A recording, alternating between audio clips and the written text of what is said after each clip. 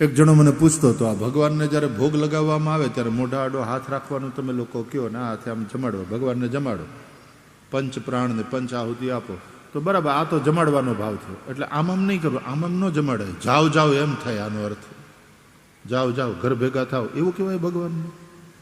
જમાડવાનું, ખાવ ખાવ એમ. જાઓ જાઓ નહીં, ખાવ ખાવ, જમો જમો. પ્રાણાય સ્વાહા, અપાનાય સ્વાહા. કોળિયા ભગવાનને મોઢામાં આપવાના. પણ આ હાથ આમ મોઢા આડો શું કામ રાખવાનો? કે પ્રાણાય સ્વાહા, અપાનાય સ્વાહા એવું બોલો ને ત્યારે થૂંક ઉડે. એ પછી ઓલી ભોગ સામગ્રીમાં ન પડે. આપણા સંત, આપણા સદગુરુ સાથે વાત કરતી વખતે પણ મોઢા આડો હાથ રાખવો જોઈએ. મર્યાદા તો એ છે. તમે દક્ષિણ ભારતમાં જાઓ ને તો ત્યાં સાધુ સંતોની પાસે કંઈક વાત કરવાની હોય તો લોકો આ પ્રમાણે ઝૂકી નમસ્કાર કરી મોઢા આડો હાથ રાખીને બોલે. અને અહીંયા આપણે ગુરુજીને અભિષેક કરતા હોઈએ થૂંકનો. હાવ નજીક જઈને એવી રીતે બોલીએ, થૂંકનો અભિષેક થાય ગુરુજી ઉપર.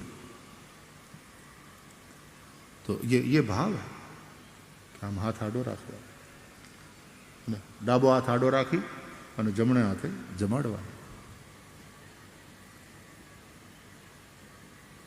દરેક વિધિઓ, દરેક રિવાજો એની પછવાડે કંઈ ને કંઈ ઊંડું ચિંતન છે.